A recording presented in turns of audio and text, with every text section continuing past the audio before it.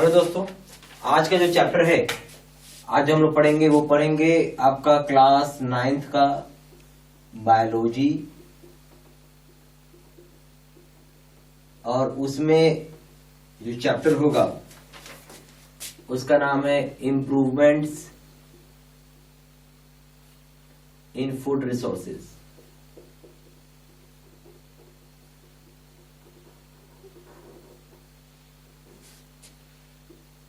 ठीक है, जो लोग इस वीडियो चैनल पे अभी तक नहीं आए हैं इस चैनल को सब्सक्राइब कर लीजिए, क्लिक बेल को भी प्रेस कर दीजिए ताकि नोटिफिकेशन आपको मिलता है।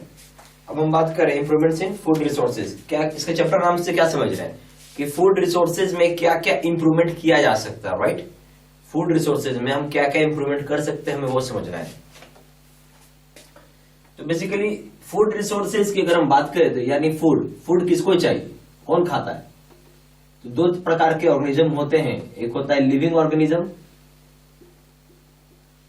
और एक होता है नॉन लिविंग ऑर्गेनिज्म। ठीक है, जो लिविंग होता है उसे ही फूड चाहिए, लिविंग को फूड चाहिए, नॉन लिविंग को फूड से कोई मतलब नहीं है। जैसे लिविंग में क्या हो जाएगा, ह्यूमन बीइंग, हम और आप, बर्ड्स, एनिमल्स, ये सारे एग्जाम्पल है इसके। नॉन लिविंग में क्या हो जाएगा, जैसे एग्जांपल लीजिए कार, हाउस, ये सब नॉन लिविंग हो गया। तो इसको रिसोर्सेज से इसको मतलब ये नॉन लिविंग ऑर्गेनिज्म, इसे कुछ चाहिए नहीं तो इसको हटा लीजिए। यानी लिविंग को सिर्फ चाहिए खाना खाना पड़ता है, फूड लेना पड़ता है, तभी वो जिंदा रह सकता है। ठीक है, चाहे ह्यूमन हो, बर्ड्स हो, चाहे एनिमल्स हो। ओके, अब आइए एक इंपॉर्टेंट चीज है, फूड क्यों चाहिए, फूड क्यों चाहिए बताइए। तो पहला पॉइंट ये हो जाएगा, फूड हमें इसलिए चाहिए कि ग्रोथ के लिए, फूड हमें इसलिए चाहिए, हमें बढ़ने के लिए चाहिए। सबसे ग्रोथ से पहले लिखे लाइफ के लिए चाहिए। जिंदा रहना चाहते हैं ना तो लाइफ के लिए चाहिए। फूड के बिना मर जाइएगा, नहीं खाइएगा तो। दूसरा, ग्रोथ के चाहिए, फूड खाने से आपकी शरीर की विकास होती है। ठीक है, आपका हाइट बढ़ता है वगैरह वगैरह होता है। डेवलपमेंट के लिए चाहिए, बॉडी डेवलप होता है इससे। ठीक है, फिर आइए बॉडी रिपेयर के लिए चाहिए। अगर कभी आपका शरीर में कुछ बीमार हो जाते हैं तब देखिएगा शरीर अपने आप काम करना चालू कर, बीमार हो गए तो बुखार होता है। बुखार क्यों होता है कि कुछ शरीर में बाहर का बैक्टीरिया बोलिए, वायरस बोलिए आ गया है, उसको लड़ने के लिए शरीर में एंटीबॉडी बनता है जिसके कारण आपको फीवर आता है। ठीक है, तो ये क्या हो जाएगा, यहाँ पे आपको बॉडी रिपेयर में आ जाएगा ये।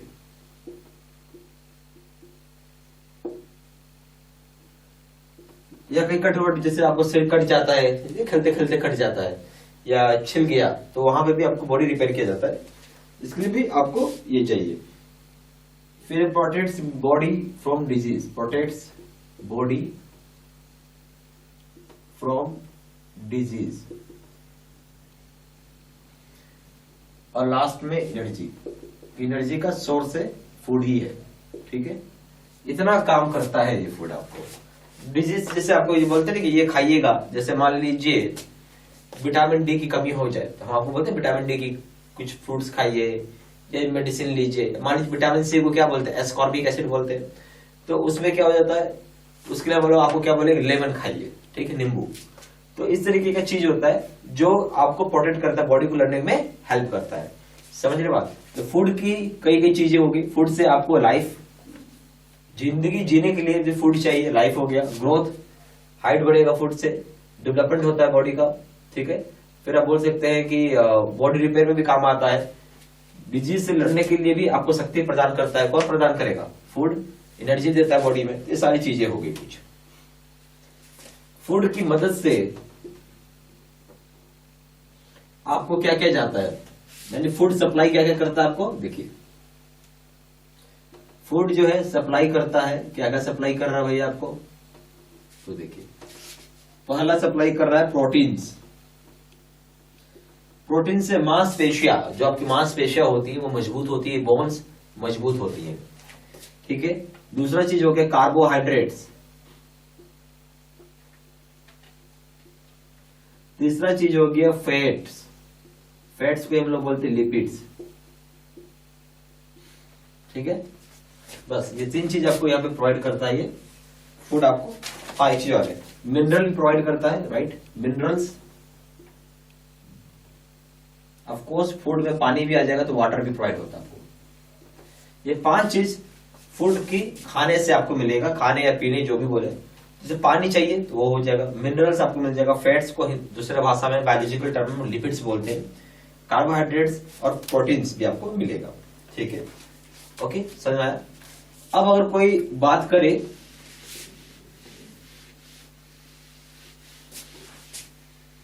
अगर कोई ये बोलता है आपसे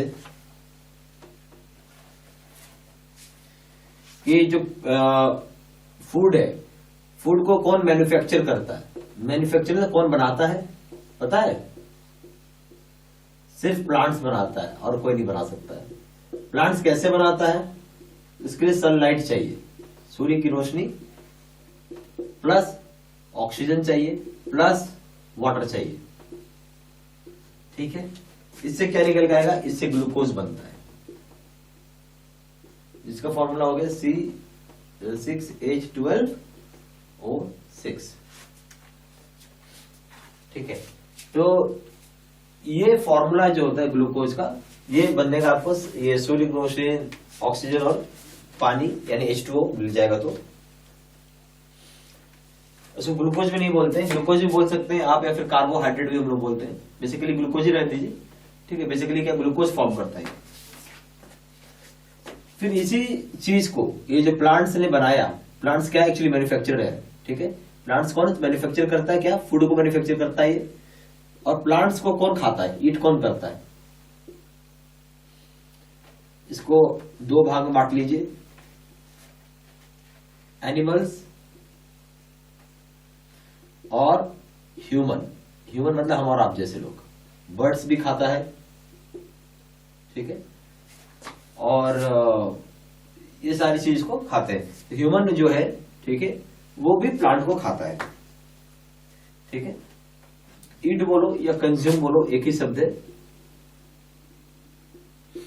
तो हम और आप या जो जानवर से, ये सारे लोग जो है, इसको क्या बोलते हैं? ये लोग खाना खुद नहीं प्रोड्यूस करते हैं, not producing food by self. हम लोग किसी दूसरा का खाना खाते हैं, यानी पेड़ का पौधा, मतलब जो पेड़ का खाना है, पेड़ की खाना हम लोग कंज्यूम करते हैं। तो पेड़ को हम लोग क्या बोलेंगे? ऑटोट्रॉप। ऑटोट्रॉप क्यों बोला? क्योंकि पेड़ खुद से खाना बनाता है, ठीक है। और हम लोग क्या चीज में आ जाएंगे? हेट्रोट्रॉप में आ जाएंगे, जो दूसरे का खाना खाता है। पेड़ का खाना खाते हैं ना, फल फ्रूट सब्जी वगैरह, ठीक है, okay.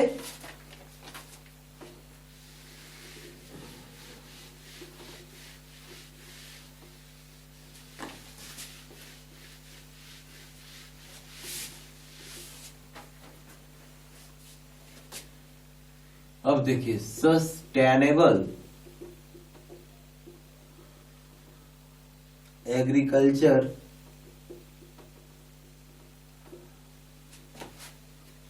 And organic farming.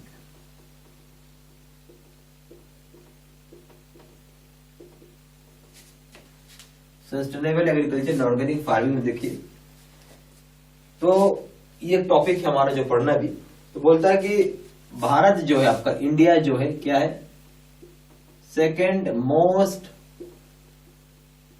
Populated country है पूरी दुनिया में, पॉपुलेटेड कंट्री है in world after China. China के बाद है, ठीक है। और बोल रहा है आपकी आबादी कितनी है पता है? भारत की आबादी है 1.343 बिलियन की आबादी है। 1.343 बिलियन की आबादी है। इसमें बोलता है इनको फूड कितना चाहिए खाने के लिए? बोलता है एटलीस्ट कम से कम 241 मिलियन टन्स का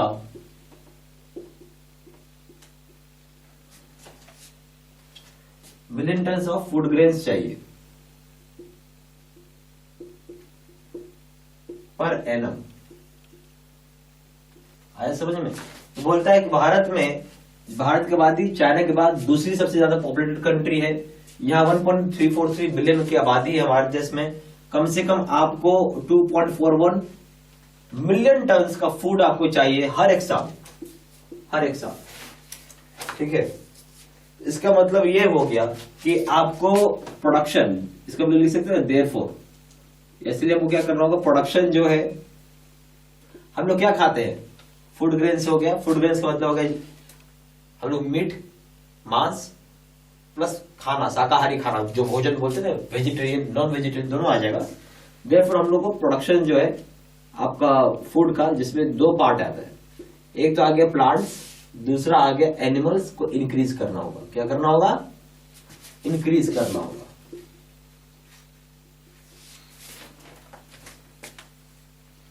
ठीक है, अब देखिए भारत में आया है ग्रीन रेवोल्यूशन, नाम सुने इसका, ग्रीन रेवोल्यूशन। एक काम करिए पूरा मिटा देते हैं।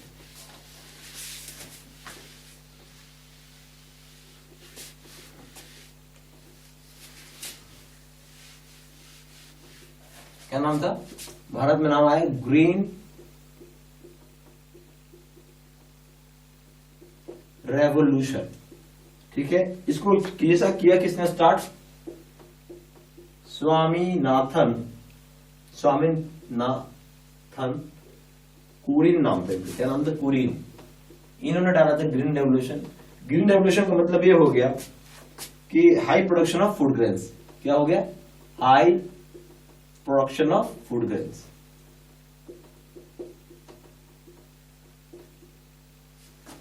ठीक है, ये हो गया पहला। दूसरा आता है ब्लू रेवोल्यूशन।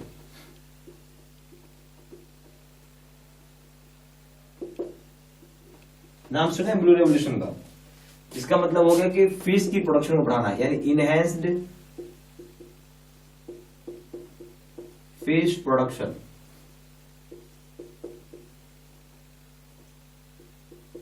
ठीक है, अब आइए white revolution.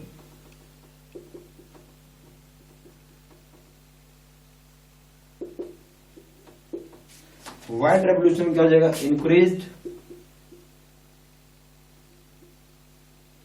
Milk production.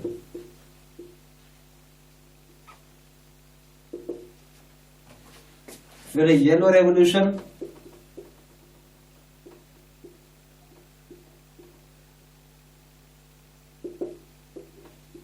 Yellow revolution का मतलब हो गया increased wild production.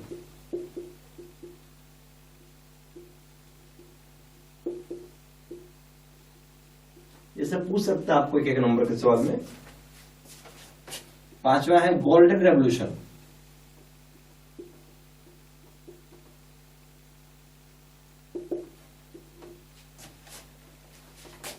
Increased pulse production.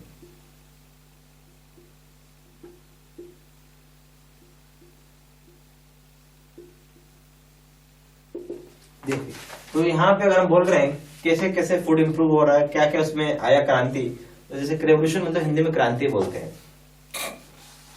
Green revolution मतलब हिंदी में हो गया हरित क्रांति, या क्या बोलेंगे इसको, ग्रीन रेवोल्यूशन। ग्रीन रेवोल्यूशन को किसने इनिशिएट किया या स्टार्ट किया, तो स्वामीनाथन कुरिन नाम के जो आदमी थे उन्होंने स्टार्ट किया। इसका मकसद ये था कि हाई प्रोडक्शन करना फूड ग्रेन्स में। ठीक है, यानी फूड ग्रेन्स में ज्यादा प्रोडक्शन करना। फिर आए ब्लू रेवोल्यूशन, यानी फिश की प्रोडक्शन को बढ़ाना। फिर आए व्हाइट रेवोल्यूशन, मिल्क प्रोडक्शन को बढ़ाना। फिर आए येलो रेवोल्यूशन, जिसका मतलब वाइल्ड प्रोडक्शन को बढ़ाना। फिर आए गोल्डन रेवोल्यूशन, जिसका मतलब पल्स प्रोडक्शन को बढ़ाना। पल्स मतलब दाल होता है। ठीक है,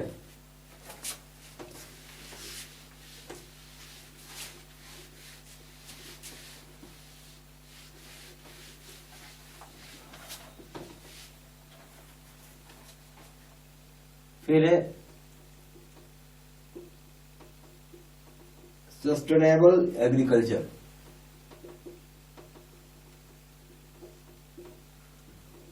सस्टेनेबल एग्रीकल्चर का बेसिकली देखा जाए तो चार मेन काम होता है। सस्टेनेबल मतलब समझ रहे हैं, ये चलते रहे। सस्टेनेबल का मतलब क्या होता है, चलते रहे, बंद ना हो, वो चलते रहे, कभी बंद ना हो, चलते रहे। ठीक है, सबसे पहला चीज है इसका कि मैक्सिमाइज करना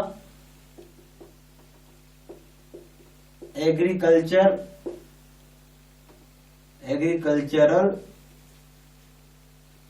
यील्ड्स को।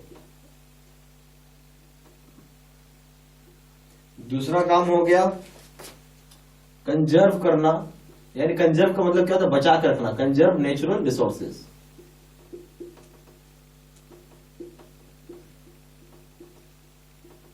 तीसरा हो जाएगा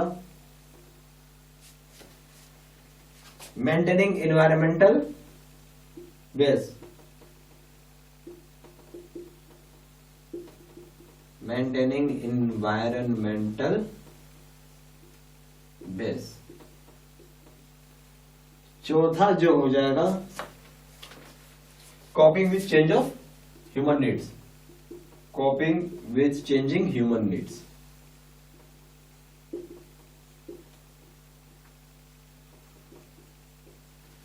बेसिकली 4 काम करना होता है। पहला काम क्या हो गया, तो पहला काम ये हो गया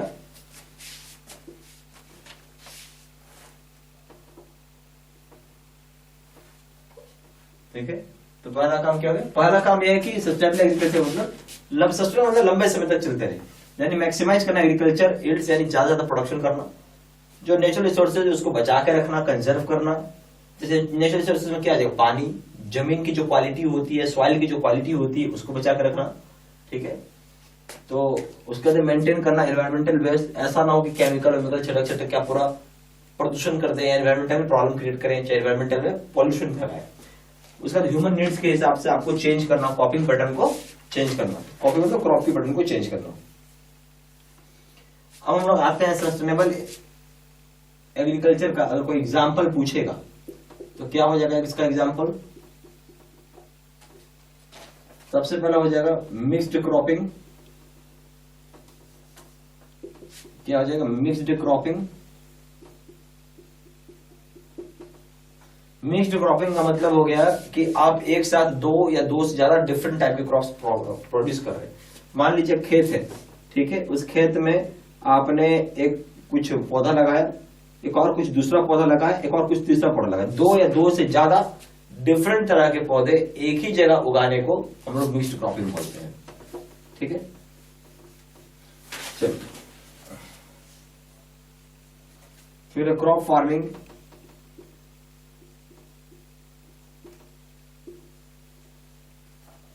जैसे मिक्स्ड फार्मिंग था, मिक्स्ड फार्मिंग, फिर crop farming, inter cropping,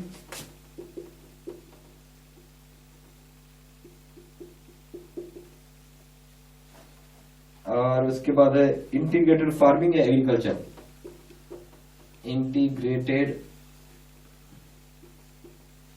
farming, या फिर आप एग्रीकल्चर भी आप इसको बोल सकते हैं,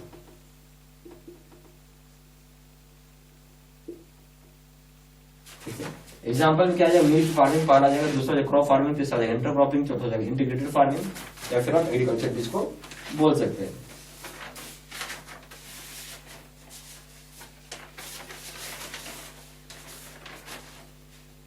ठीक है, ओके।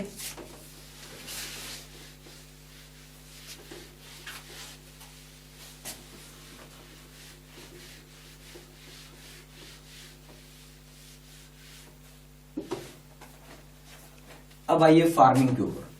तो फार्मिंग क्या होता है, तो फार्मिंग एक तरीका होता है या प्रोसेसिंग होता है। सीधा भाषा में बोले फार्मिंग क्या है, खेती करना। फार्मिंग का मतलब क्या है, खेती करना।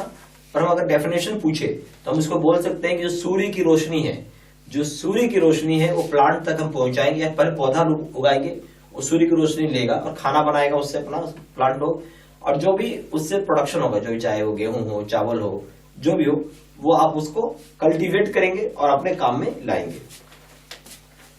तो प्रोसेस ऑफ, इसको आप ऐसे लिख सकते हैं, process of harnessing solar energy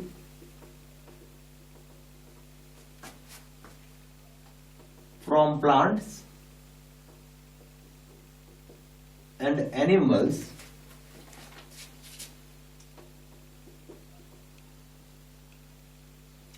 in form of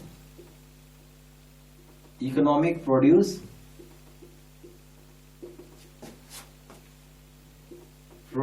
ठीक है, यानी आप इससे देश की आर्थिक स्थिति के लिए कर रहे, फार्मिंग क्यों कर रहे हैं, अपना खाना हो सके, सप्लाई कर सके, उसके बदले कुछ पैसा कमा सकें। ठीक है, इसमें आप सोलर एनर्जी प्लांट्स को प्रोवाइड करते हैं, उससे पेड़ को बाद में कल्टीवेट करते हैं, काटते हैं आप और उससे खाना लेते हैं अपना। उस तरह एनिमल्स को भी आप पालते हैं, फार्मिंग में एनिमल्स भी आ जाएगा, प्लांट्स एनिमल्स दोनों आ जाता है।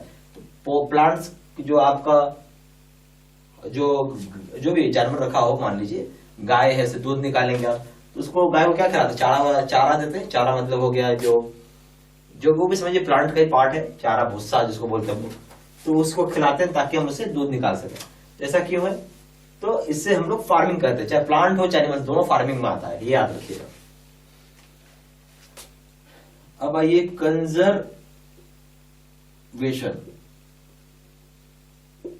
कंजर्वेशन का क्या मतलब हो गया, बोलता है कि यहां पे केयरफुल तरीके से आप यूटिलाइज कर रहे हैं, यूटिलाइजेशन, प्रिजर्वेशन और रिस्टोरेशन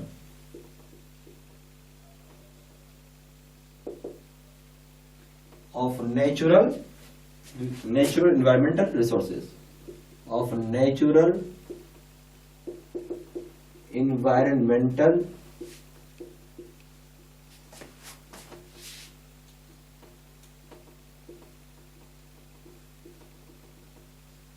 ठीक है रिसोर्सेज।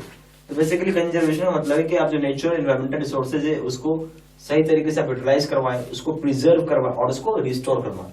यानी सही तरीके से जो नेचुरल एनवायरमेंटल रिसोर्सेज है उसको आप सही तरीके से यूटिलाइज करें, प्रिजर्व करें, जहां तक उसे बचा के रखें और रिस्टोर करें, दोबारा से नेचुरल रिसोर्सेज को क्रिएट करें।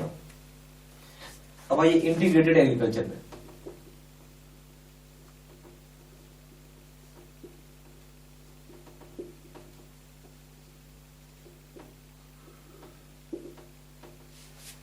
बोलता है कि कॉम्बिनेशन होता है, आप एग्रीकल्चर को किसी और दूसरे फॉर्म ऑफ कल्चर के साथ, जैसे पीसी कल्चर, फिश का हो गया, sericulture, poultry culture, integrated agriculture मतलब एग्रीकल्चर प्लस, या सीधा बोलते हैं एग्रीकल्चर तो करेंगे प्लस अदर कल्चर,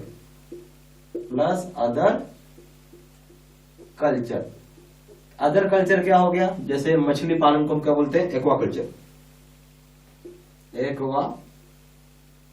कल्चर, समझे, ये क्या हो गया, फिश प्रोडक्शन है।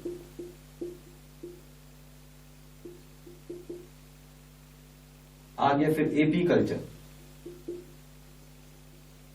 जो कि बी प्रोडक्शन है। अच्छा, बी प्रोडक्शन, फिश कल्चर देखिए, प्रोडक्शन से बेटर फिश कल्चर। बी से आप क्या करेंगे, मधुमक्खी से फिश वो निकालेंगे, मधु निकालेंगे। फिर आप डाल सकते हैं पीसी कल्चर, इसको लोग एक्वा कल्चर नहीं बोलिए, इसको पीसी कल्चर बोलिए। फिश प्रोडक्शन क्या बोलते हैं, पीसी, PISCICULTUR, ठीक है। फिर आ जाएगा एपी कल्चर, सेरी कल्चर, सेरी मतलब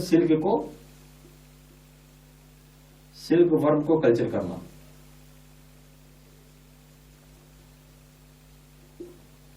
पॉल्यूट्री, ये सारा इसका एग्जांपल है, और भी बहुत सारा है, तो मैं बस यहाँ फुल स्टॉप कर रहा हूँ। इंटीग्रेटेड एग्रीकल्चर का मतलब एक कॉम्बिनेशन होता है, क्या चीज का कॉम्बिनेशन होता है, तो एग्रीकल्चर का कॉम्बिनेशन हो गया और दूसरा कोई भी दूसरा तरह का कल्चर हो जाए, चाहे पोल्ट्री हो जाए, सेरीकल्चर हो जाए, पीसी कल्चर, एपी कल्चर हो जाए, या आपका, ठीक है, इस तरह कुछ भी कल्चर हो जाएगा, सब चलेगा। मतलब इंटीग्रेटेड एग्रीकल्चर का मतलब एग्रीकल्चर तो होगा ही होगा, उसके अलावा कुछ और दूसरे तरह का कल्चर हो जाए, जैसे पोल्ट्री हो, मुर्गा पालन कर लिया आपने, सेरीकल्चर, पीसी कल्चर है, फिर एपी कल्चर हो गया, ठीक है, पिगरी हो गया, ठीक है, क्या बोलते हैं, पिगरी, ये भी आप कर सकते हैं। इस तरह कुछ भी काम कर रहे हैं, जहां खेती प्राइमरी है, ठीक है, ये क्या होगा, प्राइमरी हो गया, उसके साथ कुछ दूसरा काम कर रहे हैं आप, ओके।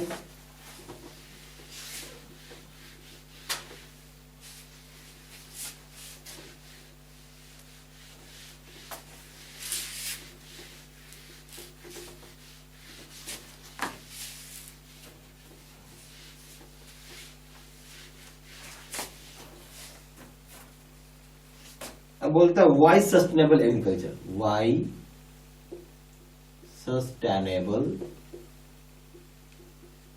एग्रीकल्चर, आपको सस्टेनेबल एग्रीकल्चर ही क्यों चाहिए, सवाल ये है। बोलता है कि जो ह्यूमन एक्टिविटी है, जो हमारी और आपकी सभी की एक्टिविटी है, उसकी वजह से एनवायरनमेंट डिग्रेड हुआ, यानी एनवायरनमेंट खराब हो गया है, ठीक है। और यहाँ पे जितने भी एनवायरनमेंट है उससे बहुत सारी प्रॉब्लम्स आई है, जैसे कि सॉइल इरोजन हो गया, सैलिनेशन ऑफ सॉइल्स हो गया, यानी मिट्टी में नमक लगना जिसको बोलते हैं, जिससे कोई खेती नहीं कर सकते आप। डिजर्टिफिकेशन हो रहा है, नदी में सिल्टिंग हो रहा है, सिल्टिंग ऑफ नदी हो रहा है, फिर हो रहा है फ्लड्स, बाढ़ आ रही है, ड्राउट आ रहा है, सूखा हो रहा है, यूट्रोफिकेशन हो रहा है, ठीक है। उसके बाद ओजोन डिप्लीट हो रहा है, डिफॉरेस्टेशन हो गया, वाइल्ड लाइफ एक्सटिंक्ट हो रहा है, पॉल्यूशन ऑफ एयर हो रहा है, वाटर का कर रहे हैं हम लोग, लैंड का कर रहे हैं, bio magnification of toxic substances कर रहे हैं। इस वजह से हमें सस्टेनेबल एग्रीकल्चर चाहिए। सस्टेनेबल एग्रीकल्चर होने से क्या हो जाएगा कि आपके ये सारी प्रॉब्लम्स रिजॉल्व हो जाएगा, ठीक है। एज यहां पे आप लिख सकते हैं as human activities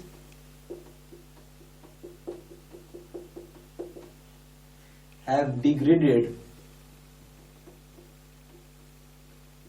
degraded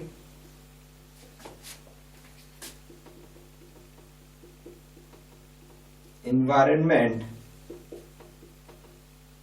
and have degraded environment and have caused following problems। क्या क्या भाई प्रॉब्लम्स आप काउज किए हैं वो देखिए।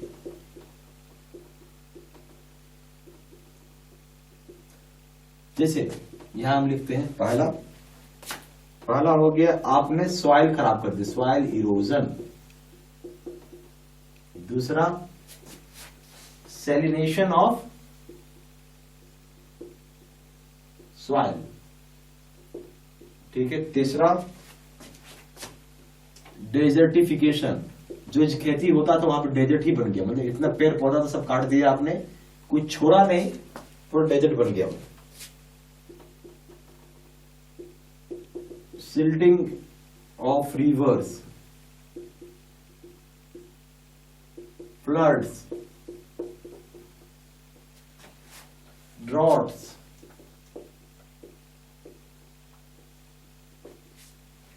फिर eutrophication,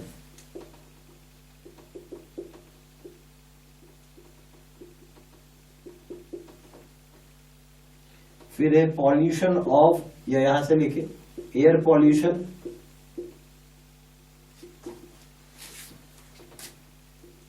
water pollution, land pollution,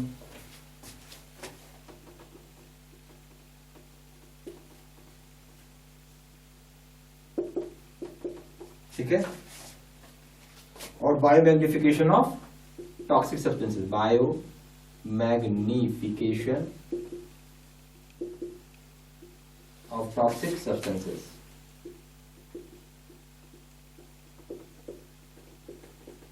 समझ गए। तो हमारी एक्टिविटी से पूरा एनवायरनमेंट डिग्रेड हुआ, खराब हुआ, डिग्रेड मतलब खराब हो गया।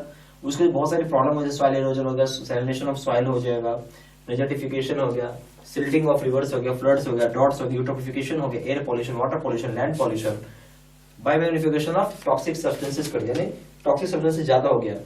That is the reason we need sustainable agriculture, that is the reason we need sustainable agriculture।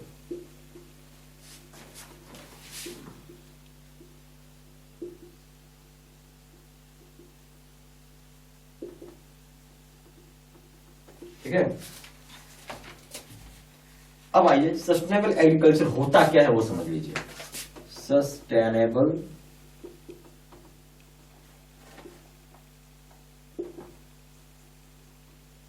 Agriculture होता क्या है वो थोड़ा हम लोग समझ लेते हैं। बोलता है सस्टेनेबल एग्रीकल्चर इन्वॉल्व करता है प्रैक्टिस करना, जैसे कि ऑर्गेनिक फार्मिंग हो गया, बायोलॉजिकल और नेचुरल कंट्रोल, हम बायोलॉजिकल तरीके से कंट्रोल करें पेस्ट को, नेचुरल तरीके से हम पेस्ट को कंट्रोल। पेस्ट मतलब हो गया वो जीव जंतु जिसकी वजह से पेड़ पौधा खराब होता है, या इम्फेसिस करना वाटर स्टेड अप्रोच पे, पानी कम से कम यूज करना, कंजर्व करना सॉइल और वाटर को। तो सस्टेनेबल एग्रीकल्चर का मतलब है कि ये इन्वॉल्व करता है प्रैक्टिसेस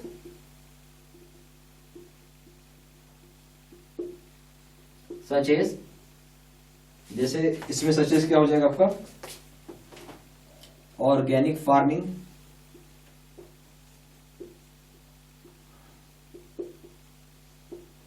फिर आप बोल सकते हैं biological control of pest, biological and natural control of pest. आप कुछ फर्टिलाइजर यूज नहीं करेंगे, ठीक है।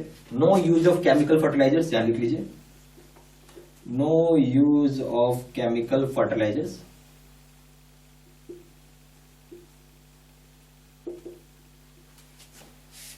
ऑर्गेनिक फार्मिंग आप यूज कर सकते, ऑर्गेनिक, जैसे ऑर्गेनिक में क्या जाएगा, काउडंग, गाय का जो गोबर होता है आप यूज कर सकते हैं, cow dung as manure,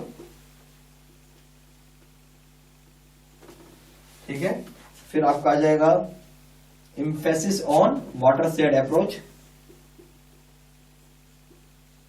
emphasis on पानी कम से कम यूज करना, बेसिकली वाटर शेड अप्रोच, या वैसा पौधा लगाना जो पानी कम लेता हो। कंजर्व सॉइल, अच्छा, to conserve soil and water.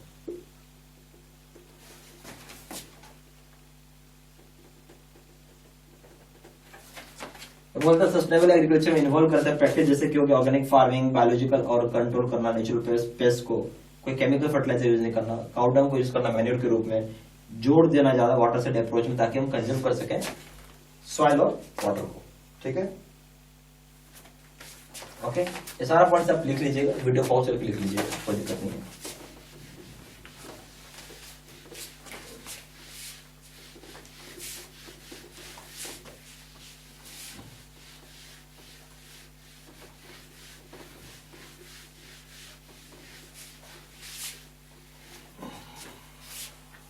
अब बोल रहा है advantages of sustainable agriculture, advantages of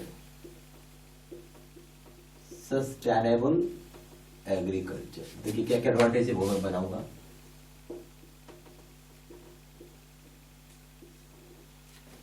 तो बोलता है कि सस्टेनेबल एग्रीकल्चर से आप अचीव कर पाएंगे इंटीग्रेशन करना नेचुरल बायोलॉजिकल साइकिल्स को और उसके कंट्रोल, यानी जो बायोलॉजिकल नेचुरल बायोलॉजिकल साइकिल्स होती है उसको किस तरीके से कंट्रोल होता है उसको आप इंटीग्रेट कर पाएंगे, ये आप अचीव कर पाएंगे।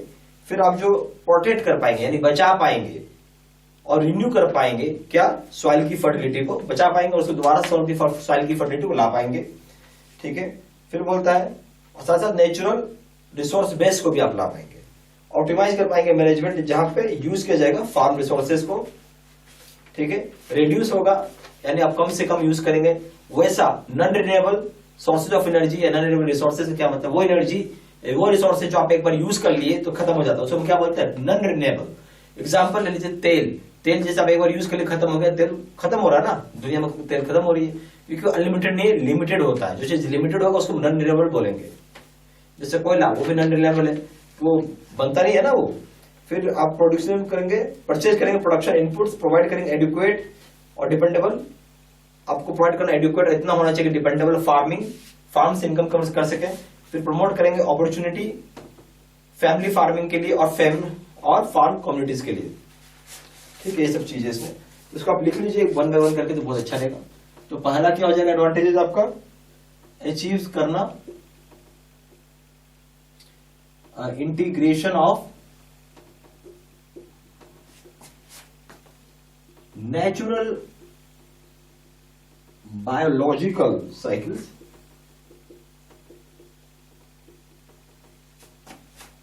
और उसका कंट्रोल्स,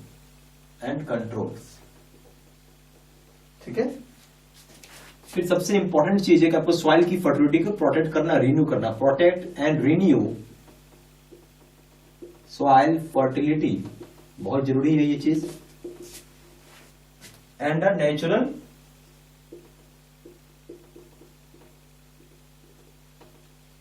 रिसोर्स बेस, इसको भी प्रोटेक्ट करना और इसको भी रिन्यू करना है, किसको, सॉइल फर्टिलिटी और नेचुरल रिसोर्स बेस को। फिर तीसरा पॉइंट ऑप्टिमाइज करना है, optimise the management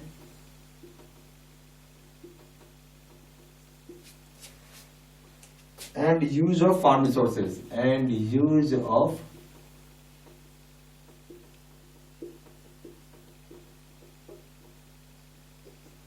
farm resource, यानी ऑप्टिमाइज करना management of use of farm resources. फिर बोलते रिड्यूस करना, रिड्यूस करना जो यूज होता है, reduce the use of non renewable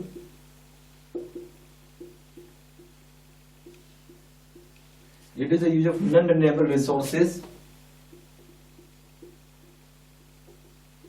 and purchase production, sorry ये टाइप रिड्यूस करना नॉन यूज ऑफ क्या, नॉन रिन्यूएबल रिसोर्सेज को, जैसे तेल हो गया, ऑयल हो गया, कोयला हो गया, इस तरह की चीज।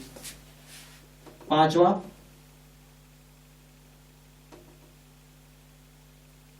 बोलते हैं प्रोवाइड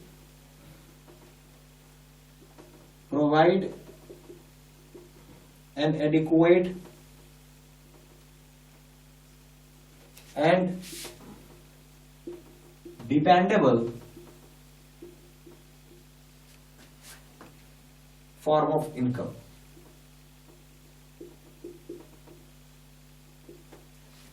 तो प्रमोट करना अपॉर्चुनिटी फैमिली फार्मिंग के लिए, promote opportunity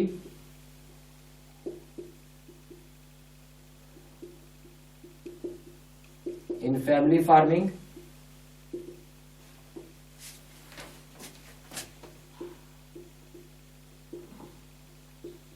and farm communities। Basically मोटा मोटी 6 काम समझिए।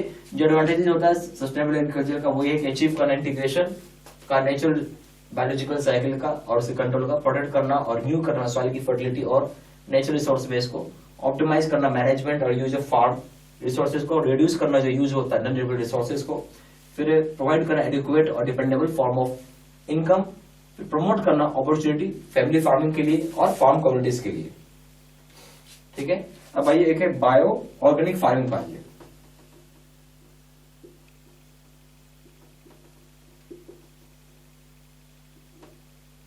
ऑर्गेनिक फार्मिंग समझिएगा, यहां बोलता है या तो केमिकल का बहुत ही छोटा मात्रा, या चाहे केमिकल का यूज ही नहीं करते हो क्रॉप प्लांट्स के लिए, सॉइल के लिए, वाटर के लिए या फिर एयर में।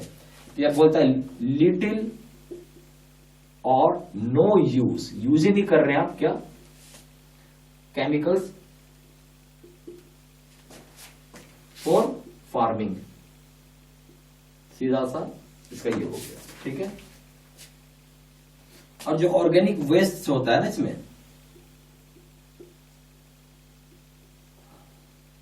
रिसाइकिल्ड ऑर्गेनिक वेस्ट को हम यूज करते हैं मैन्योर के रूप में। जो भी ऑर्गेनिक वेस्ट होता है, ठीक है, उसको हम क्या यूज करते हैं, मैन्योर के रूप में यूज करते हैं। Organic waste are recycled in form of manure. ठीक है, अब आइए बायो फर्टिलाइजर्स के ऊपर।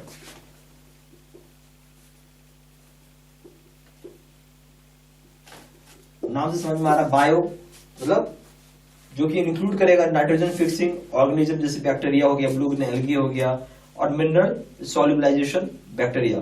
तो बायो फर्टिलाइजर का मतलब है कि यहाँ पे जो आपके जीव जंतु हैं, जो ऑर्गेनिज्म है, उसी की हेल्प से हम नाइट्रोजन को जनरेट करेंगे। चाहे उसकी हेल्प से पेड़ पौधा को एनर्जी मिलेगा, चाहे पेड़ पौधा को मिनरल्स मिलेगा, पेड़ पौधा को रिसोर्सेज मिलेगा। समझ गए? तो ये क्या होता है, इंक्लूड करेगा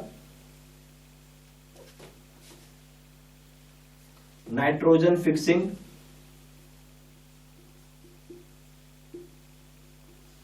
ऑर्गेनिज्म। ठीक है, जैसे कि हो गया, कौन कौन सा आ गया, बैक्टीरिया आ जाएगा एंड ब्लू ग्रीन अलगी आ जाएगा।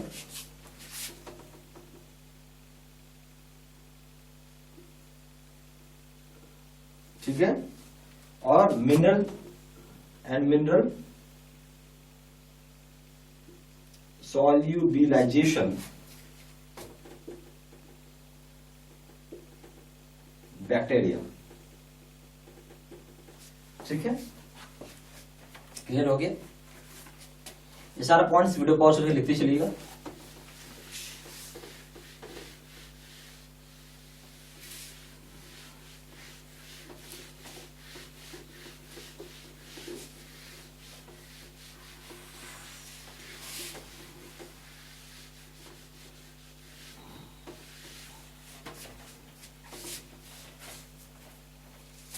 अब आइए बायो पेस्टिसाइड्स में। बायो पेस्टिसाइड्स में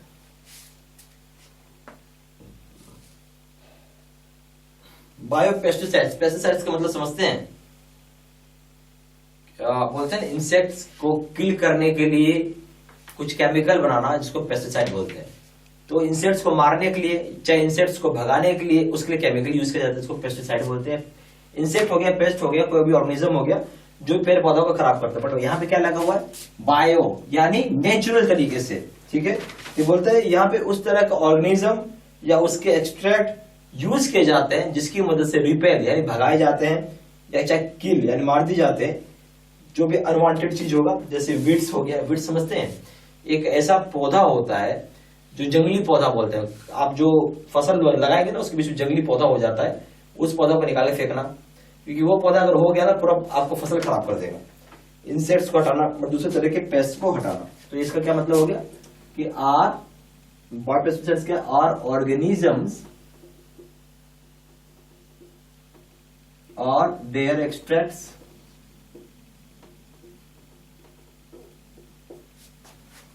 which repel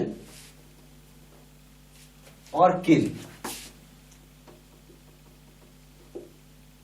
weeds, weeds का मतलब होता है अनवांटेड प्लांट, ठीक है, इंसेक्ट्स, अदर पेस्ट, ठीक है। हेल्दी क्रॉपिंग, अब ये देखिए हेल्दी क्रॉपिंग, अब ये क्या होता है, हेल्दी क्रॉपिंग का इंक्लूड होता है। हेल्दी क्रॉपिंग को उस तरह क्रॉपिंग के बोलते हैं जहां ज्यादा प्रोडक्शन कर पाते हैं, मोर प्रोडक्शन कर पाते हैं, ज्यादा आउटपुट निकाल पाते हैं, है ना। मोर प्रोडक्शन, मोर आउटपुट,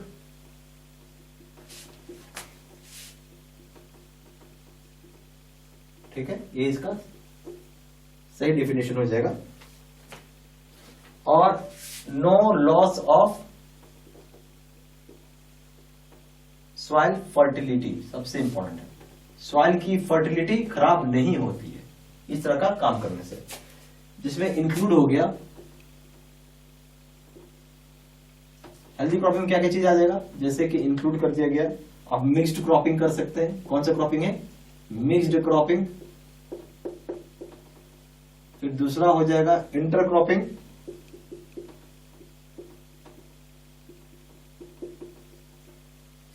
तीसरा हो जाएगा क्रॉप रोटेशन।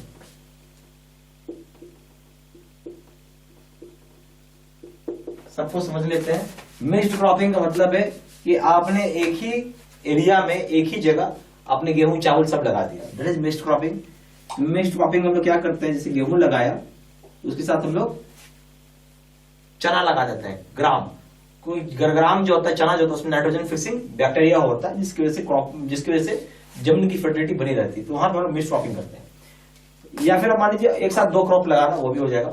इंटर क्रॉपिंग का मतलब है कि अभी आपने कुछ लगाया फिर थोड़ा थोड़ा कुछ लगा रहे।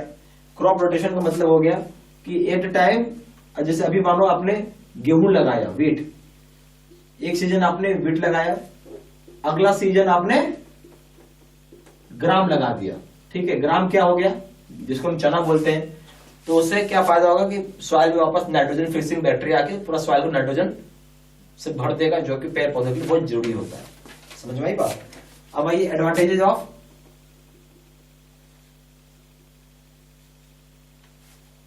Organic farming. क्या क्या एडवांटेजेस है ऑर्गेनिक फार्मिंग को, वो समझते हैं। पहला, ये प्रिवेंट करता है पॉल्यूशन, किसी भी तरह के कंपोनेंट का, जो भी एनवायरनमेंट है उसके किसी भी तरह के कंपोनेंट के पॉल्यूशन को रोकता है। फार्म वेस्ट को रिसाइकिल कर देता है।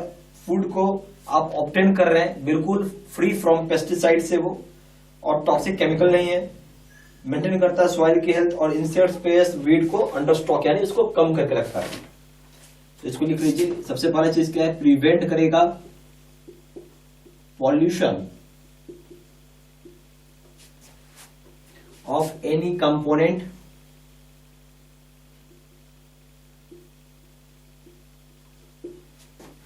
ऑफ आवर एनवायरमेंट, जो भी हमारे एनवायरमेंट में किसी भी तरह के कंपोनेंट हो जो कि पॉल्यूशन क्रिएट करता हो उसको रोकेगा। फिर है फार्म वेस्ट को रिसाइकिल करेगा।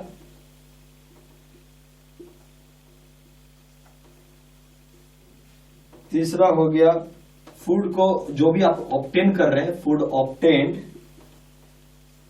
आर फ्री, फ्री है कैसे से, फ्री फ्रॉम पेस्टिसाइड्स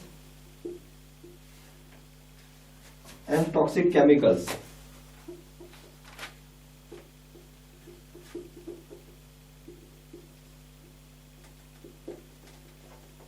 ठीक है। फिर मेंटेन किया जाएगा सॉइल की हेल्थ, मेंटेन किया जाएगा सॉइल की हेल्थ।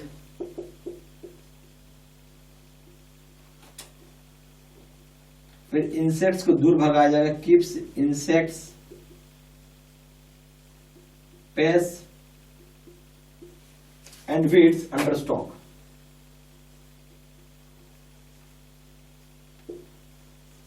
समझे बात? तो इसका मतलब क्या हो गया, क्या क्या एडवांटेज हो गया हमको ऑर्गेनिक फार्मिंग से। तो पहला हो गया प्रिवेंट करता है पॉल्यूशन को, किसी भी तरह का कोई जो कंपोनेंट है पॉल्यूशन का, ठीक है, वो ना आ पाए। जो एनवायरमेंट में किसी भी तरह जो भी एनवायरमेंट में कोई कंपोनेंट है जो पॉल्यूशन क्रिएट कर रहा है वो ना आ पाए।